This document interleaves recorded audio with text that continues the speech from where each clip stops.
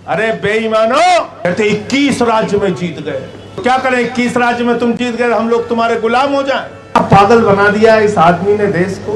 वो ये नहीं पूछ रहा है कि तुम्हारे गांव में स्कूल होना चाहिए कि नहीं होना चाहिए, वो नहीं पूछ रहा है तुम्हारे गांव में अस्पताल होना चाहिए कि नहीं होना चाहिए, वो ये नहीं पूछ रहा है बाबा साहब डॉक्टर भीमराव अंबेडकर के संविधान के मुताबिक तुमको सम्मान की जिंदगी मिलनी चाहिए कि नहीं मिलनी चाहिए, वो पूछ रहा है शमशान होना चाहिए कि नहीं होना चाहिए। जो प्रधानमंत्री तुमको शमशान देने की सोच रखता है, वो तुम्हारे बच्चों को कभी स्कूल और अस्पताल नहीं दे सकता, याद रखना।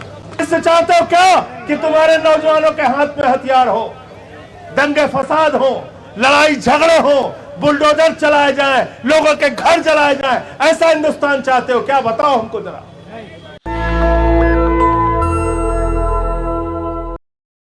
कोई कह रहा था असिस्टेंट प्रोफेसर के सिलेक्शन में धांधली होती है, कोई कह रहा था लेखपाल के सिलेक्शन में धांधली होती है, कोई कहता था दरोगा के सिलेक्शन में धांधली हो गई, कोई कहता था पुलिस के सिलेक्शन में धांधली हो गई। अभी तो हमारे साथी जिक्र कर रहे थे वकीलों के परीक्षा में धांधली हो गई, लेकिन मैं आपको याद दिला दूं, वहां ऐसे भी नौजवान मिलने आए जिन्होंने बताया जज के परीक्षा में पीसीएस जे में भी धांधली हो गई। यह उत्तर प्रदेश की हकीकत। ऐसे भी लोग मिले जो जिंदा थे, लेकिन उत्तर प्रदेश की योगी सरकार ने कागजों में उन्हें मार दिया, उनको पेंशन नहीं मिलती।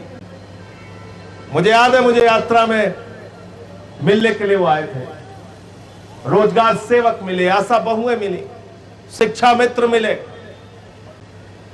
रेडी पटरी वाले मिले, सबकी ओर से एक ही बात थी, कुछ करिए सांसद जी, कुछ करिए, आम आदमी पार्टी को कुछ करना चाहिए। हमारे ऊपर तो 50 एफआईआर पूरे देश में ये लोग कर चुके हैं। मैं कहना चाहता हूं, मुद्दा यह है कि नौजवानों को रोजगार देना पड़ेगा, जाति धर्म के नाम पे भेदभाव बंद करना पड़ेगा। मेरे पर एफआईआर हो गई है, कोई मुद्दा नहीं है। एफआईआर तो रोज करते रहते हो, करो रोज एफआईआर। पवन तिवारी जी हमारे साथी जो वहां के अध्यक्ष है काशी प्रांत के, उनके नेतृत्व में और तमाम हमारे जो जिला अध्यक्ष थे, साथी थे, उन्होंने बड़ी मेहनत के साथ उस पदयात्रा को किया।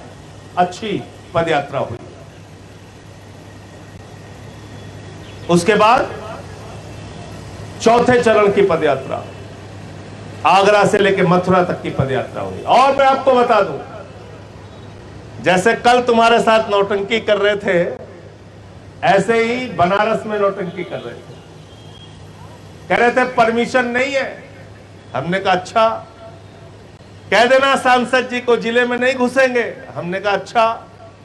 कहने लगे सभा तो बिल्कुल नहीं करने देंगे। हमने कहा बिल्कुल ठीक बात है। तो मैंने पदयात्रा भी पूरी की और उसके बाद आके सभा भी की, और सारे पुलिस वाले वहां खड़े थे सुरक्षा में। ये पुलिस वालों की कोई गलती नहीं है, ऊपर से जो आदेश मिलता है इनको करना पड़ता है। फिर चौथे चरण की पदयात्रा हुई, आगरा से लेके मथुरा। वो पदयात्रा भी हमारी ब्रज प्रांत की जो अध्यक्ष है डॉक्टर हृदय चौधरी जी, उन्होंने बहुत अच्छे ढंग से इस पूरी यात्रा का आयोजन कराया। उसमें हमारे जिला अध्यक्ष जो थे मथुरा के, उन्होंने भी बहुत सहयोग किया। आगरा के जो हमारे जिला अध्यक्ष थे, उन्होंने भी सहयोग किया। 4 चरणों की पदयात्रा पूरी हो गई तो सोमेन ढाका जी ने कहा पश्चिम बचना नहीं चाहिए, पश्चिम में भी अब आप यात्रा कीजिए। हमारी इनकी बातचीत हुई, अंकुश चौधरी से बातचीत हुई, कुछ जिले वालों से बातचीत हुई, तारीख तय हो गई 16 मई। कौन सी तारीख? 16 मई। अब लोग अपने मोबाइल में डिग्री देखने लगे, कहने लगे भैया आज 45 डिग्री है, आज 42 डिग्री है, आज 43 डिग्री है। अरे ये तो सुई 50 तक पहुंच सकती है। ओआरएस का घोल लेके रखना, इस पदयात्रा को टाल देना। आज मैं दिलीप पांडे जी के साथ रास्ते में आ रहा था तो मैंने उनसे कहा मैं देखना चाहता हूं जितनी तपती धूप रहेगी उस तपती धूप में मैं पदयात्रा कैसे करूंगा, हमारे कार्यकर्ता कैसे करेंगे, ये मैं देखना चाहता हूं। संजय भैया जिंदाबाद, जिंदाबाद, संजय भैया जिंदाबाद, जिंदाबाद, जिंदाबाद। तो इस पदयात्रा का श्रेय मेरे ऊपर बिल्कुल नहीं है। ये पदयात्रा आपके हौसले के दम पे चल रही है, ये पदयात्रा आपके सहयोग के दम पे चल रही है, ये पदयात्रा आपके हिम्मत के दम पे चल रही है। ये पदयात्रा जब मैं 70 साल के शिवराम सिंह को देखता हूं कि रात में क्रांतिकारी गीतों पे नाचते हैं, ये हिंदू मुसलमान के नशे में हम कितना अपना नुकसान करेंगे। हर चुनाव में उन्माद पैदा किया जाता है। ठीक कहा हमारे साथी ने, बटोगे कटोगे हिंदू मुसलमान, हिंदू ईवीएम मुसलमान ईवीएम, इससे तुमको मिलता क्या है जरा सोचना। क्या तुम्हारे बच्चों को अच्छी शिक्षा मिल पा रही है? क्या तुम्हारे घर वालों को अच्छा इलाज मिल पाता है? क्या तुम्हारे गांव में सड़कों का इंतजाम ठीक हो गया? क्या तुम्हारे गांव की स्वास्थ्य केंद्र, प्राथमिक स्वास्थ्य केंद्र ठीक हो गए? क्या तुम्हारे बच्चों को मिड डे मील में अच्छा खाना मिलने लगा? सोचना, जरा गंभीरता से विचार करना। तुम्हारा क्या फायदा हो रहा है, इसको जरूर सोचना। इस हिंदू मुसलमान की नफरत की राजनीति में जिसमें फंस के आप अपनी भी जिंदगी बर्बाद कर रहे हैं, देश की भी जिंदगी बर्बाद कर रहे हैं, मैं हाथ जोड़ के आपसे प्रार्थना करना चाहता हूं, इस राजनीति को कब्र के अंदर दफन कर दो, इसको जला दो शमशान में जाके। कहां पहुंचा दिया देश को। अभी बंगाल का चुनाव हुआ, कितना उन्माद पैदा किया गया वहां। उत्तर प्रदेश का चुनाव होता है, कितना उन्माद पैदा किया जाता है। यहां पे हमारे भारत का प्रधानमंत्री आता है, चुनाव प्रचार में नहीं बताता रोजगार कितना दिया, नहीं बताता किसानों के फसल का दाम दिया कि नहीं दिया, नहीं बताता खाद की बोरी का इंतजाम हुआ कि नहीं हुआ। हमारे देश का प्रधानमंत्री आता है, उत्तर प्रदेश के चुनाव प्रचार में कहता है, भाइयों और बहनों तुम्हारे लिए एक बहुत बड़ी योजना लेके आया हूं। नौजवान कहता है, मोदी जी क्या है? बोले रुको बताता हूं। बुजुर्ग पूछता है, मोदी जी क्या है? कहते हैं अभी बताता हूं। माताएं बहनें पूछती है, मोदी जी क्या लेके आए हो? अरे बोले चिंता मत करो अभी बताता हूं। फिर सब तैयार हो गए तन के, दोनों हाथ, बोले दोनों हाथ की मुट्ठी बांध लो। सबने हाथ मुट्ठी बांध ली। देखा ना जादूगर लोग जैसे कराते हैं, जादू दिखाते हैं, ऐसे हाथ बनवा लिया। बोले हाँ भाई बताओ, अगर गांव गांव में कब्रिस्तान है तो शमशान होना चाहिए कि नहीं होना चाहिए?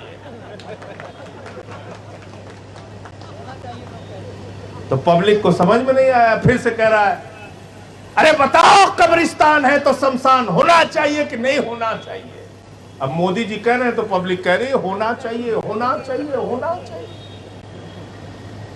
ऐसा पागल बना दिया इस आदमी ने देश को। वो ये नहीं पूछ रहा है कि तुम्हारे गांव में स्कूल होना चाहिए कि नहीं होना चाहिए, वो नहीं पूछ रहा है तुम्हारे गांव में अस्पताल होना चाहिए कि नहीं होना चाहिए, वो ये नहीं पूछ रहा है बाबा साहब डॉक्टर भीमराव अंबेडकर के संविधान के मुताबिक तुमको सम्मान की जिंदगी मिलनी चाहिए कि नहीं मिलनी चाहिए, वो पूछ रहा है शमशान होना चाहिए कि नहीं होना चाहिए। जो प्रधानमंत्री तुमको शमशान देने की सोच रखता है, वो तुम्हारे बच्चों को कभी स्कूल और अस्पताल नहीं दे सकता, याद रखना। अरविंद केजरीवाल जाते हैं चुनाव प्रचार करने, भगवंत मान जाते हैं, संजय सिंह जाते हैं, आम आदमी पार्टी के नेता जाते हैं, तो कहते हैं हमको वोट दे दो हम स्कूल बना देंगे, हमको वोट दे दो हम बिजली फ्री करा देंगे, हमको वोट दे दो हम पानी फ्री कर देंगे, अरे हमको वोट दे दो तुम्हारे नहरों में पानी दे देंगे। भाजपा ही जाता है चुनाव प्रचार करने के लिए, नरेंद्र मोदी जाते हैं चुनाव प्रचार करने, योगी जी जाते हैं चुनाव प्रचार करने, हेमंत विश्व शर्मा जाते हैं चुनाव प्रचार करने, तो कहते हैं अगर ममता जी 1 किलो मछली खाएंगी तो हम 2 किलो खाएंगे। समझो ये कैसे लोग हैं। केजरीवाल कहते हैं स्कूल फ्री देंगे, बिजली फ्री देंगे, पानी फ्री देंगे। मोदी जी कहते एक बार वोट दे दो दंगा फ्री देंगे, एक बार वोट दे दो, बस एक बार, देखना कैसे नौजवानों के हाथ में हथियार पकड़ाते हैं हम। जाके देखो बंगाल में क्या हो रहा है। ऐसा भविष्य चाहते हो हिंदुस्तान का? बताओ, ऐसा भविष्य चाहते हो तुम? ऐसा भविष्य चाहते हो क्या कि तुम्हारे नौजवानों के हाथ में हथियार हो, दंगे फसाद हो, लड़ाई झगड़े हो, बुलडोजर चलाए जाएं, लोगों के घर जलाए जाएं? ऐसा हिंदुस्तान चाहते हो क्या? बताओ हमको जरा। इस देश से प्यार है ना? इस देश से प्यार है कि नहीं? ये हाथ उठा के बताओ, है ना प्यार? और अगर इस देश से प्यार है तो विधायक बनोगे तभी प्यार करोगे, संजय सिंह सांसद रहेंगे तभी देश से प्यार करेंगे, केजरीवाल मुख्यमंत्री रहेंगे तभी देश से प्यार करेंगे। अरे इस भारत माता की मिट्टी में हमने जन्म लिया है तो हम इस देश से प्यार करते करते मर जाएंगे, लेकिन गलत चीज को बर्दाश्त नहीं करेंगे। बताओ गलत कह रहा हूं? कहते 21 राज्य में जीत गए, तो क्या करें? 21 राज्य में तुम जीत गए, हम लोग तुम्हारे गुलाम हो जाएं? बताओ गुलाम हो जाओगे क्या इनके? 21 राज्य में जीत गए, 22 राज्य में जीत गए, पूरे देश में जीत गए। अरे बेईमानो, यही बांग्लादेश में शेख हसीना थी, 90% वोट पाके जीती थी, 6 महीने बाद जनता ने उड़ा के फेंक दिया। कहां चली गई पता नहीं। नेशनल दस्तक की आपसे गुजारिश है कि अगर इसको बचाना चाहते हैं तो नेशनल दस्तक को सब्सक्राइब करने के लिए रेड कलर के सब्सक्राइब बटन को दबाएं, फिर बेल आइकन की घंटी दबाएं। नेशनल दस्तक को बचाने के लिए बहुत जरूरी है कि हर खबर को शेयर करें, लाइक करें, कमेंट जरूर करें।